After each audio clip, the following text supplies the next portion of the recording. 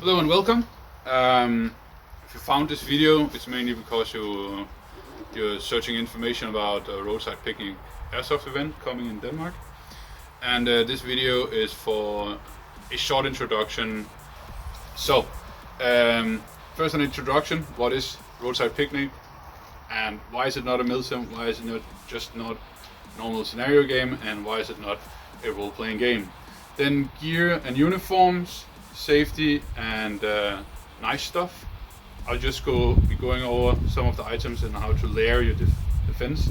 Missions, interaction and restrictions regarding missions. So introduction. So the main objective of Roadside Picnic is to reach the bridge, the scenario games on normal fields and the milsim events, and trying to embrace all the players at the same time, especially the weekend players who are going to the same field, and the milsim players who want to have nice missions and good interaction with both players and the mission.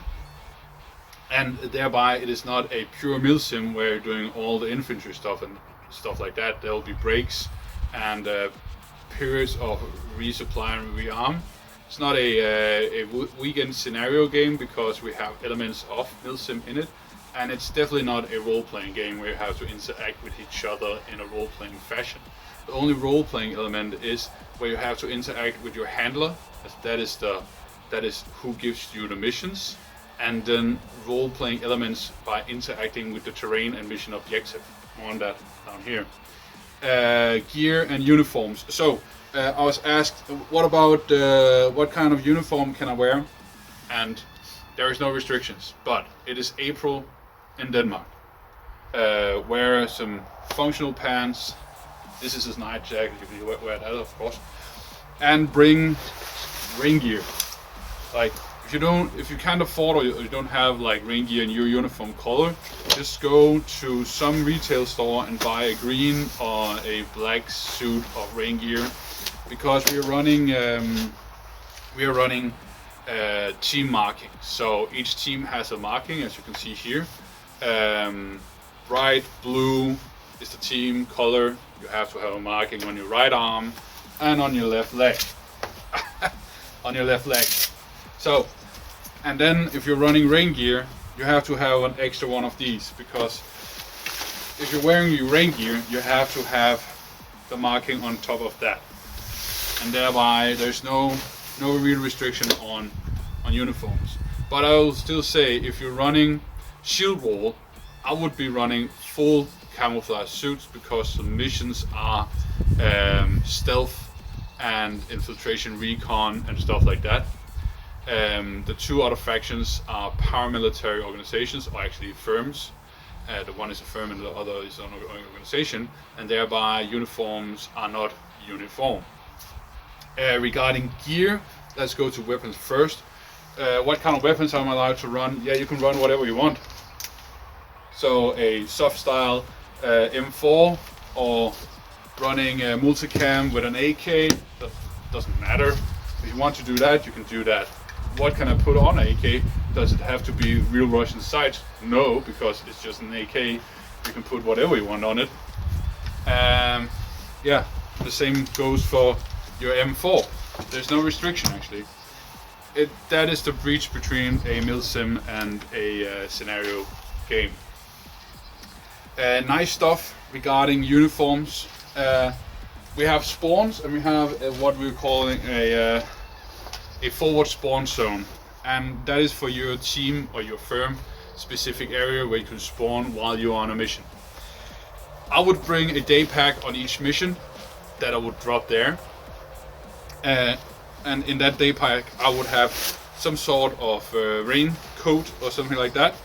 I would bring a hat, pair of extra gloves, cleaning kit for my glasses. I would bring, if I'm running anything with gas in it, I would bring my extra gas down here. Of course, don't have to tell anyone. I would bring extra batteries, and then my shooting glasses would be here, because when I'm going into my respawn, regarding safety kit and stuff like that, which we are coming into right in a moment, I would wear a pair of eye safes when I'm spawning. The spawns are put so that interaction with other players shouldn't be a cause of concern. So, still a bit about gear. If you're running a battle belt or a classic infantry belt like this, no body armor, there's no hard plate on the front and in the back. Of course, the rules state you're dead when you're dead. And then I was asked, I can't afford ceramic plates. No, okay. So just follow the description. A hard plate. This is a hard plywood plate in the right dimensions and in the right thickness. You can put that into your plate carrier, and then you have a hard restricting plate, and then you have one bandage. And read up on that, but a bandage is a bandage. And that goes over to safety. Again, in the safe zone, there's like 3 layers of safe zones. So you have your forward spawn zone. That is where you spawn while you're on a mission. You can take off your main safety and put up on your eye shields. And that is to protect you while you're eating and drinking and respawning. And then as soon as you go on the field, you'll be wearing eye shields and a face mask. You have to be covered up, or let me explain like this: you have to follow the Danish rules, the Danish law. If you get hurt not following the Danish law, your insurance company won't help you. The other layer of protection or zones is the main respawn area. That is a area where you can move around and respawn. There is no action in that area, but there are loaded guns. So wear your eye protection. And then the last area is the closed off building where you can take off your eye protection, because no guns with magazines are allowed in there. Also pistols. If you want to bring your pistol in there, which is not in a holster like this, where you can interact with the pistol, you have to take off the magazine. I think that was it about safety.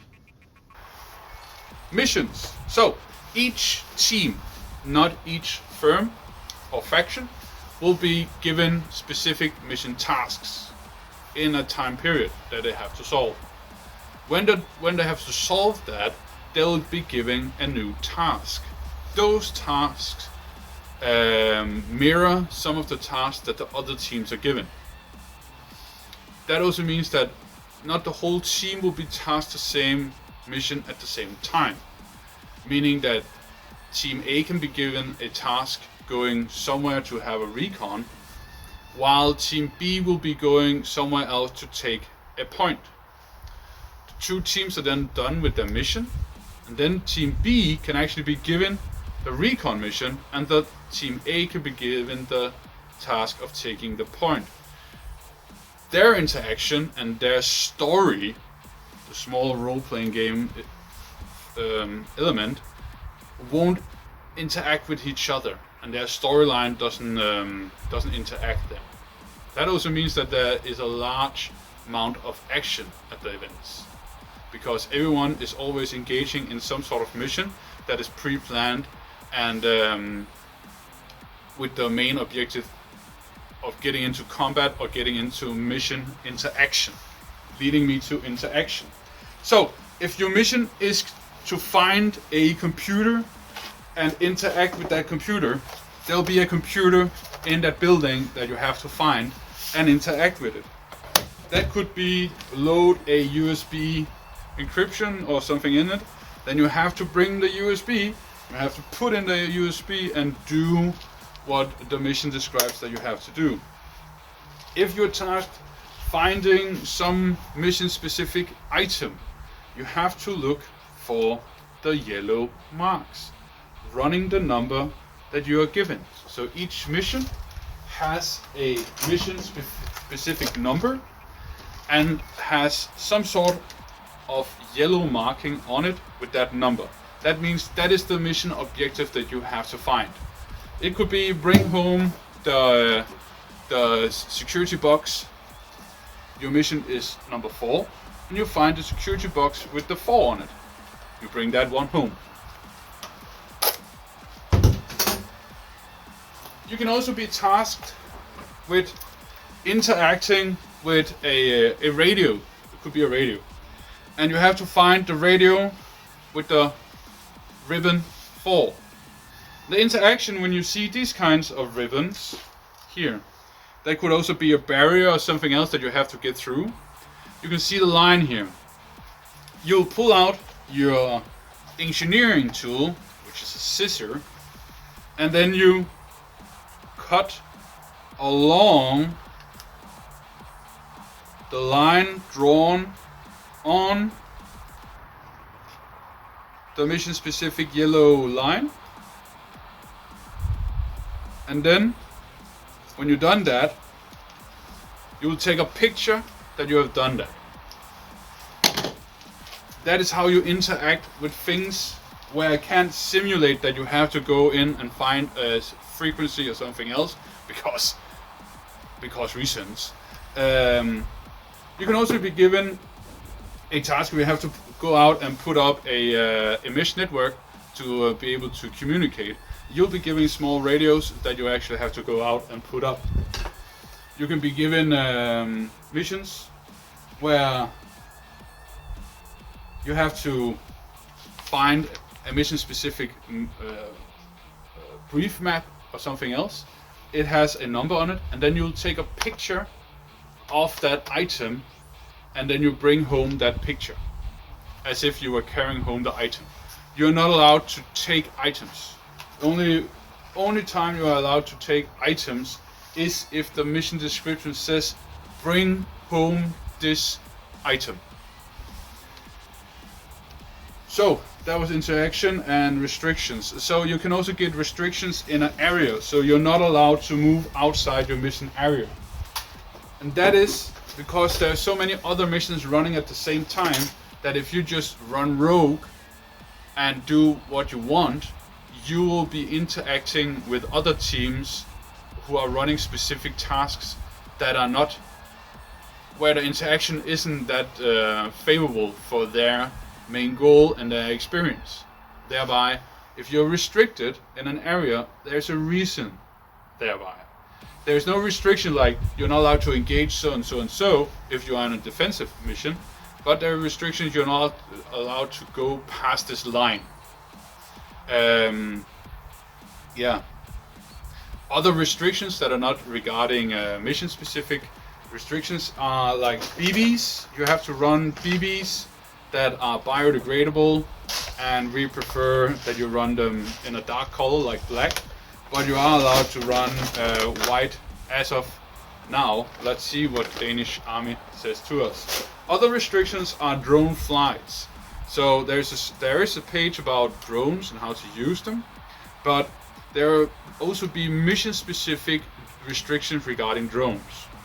And you're allowed to shoot at drones with your BB guns.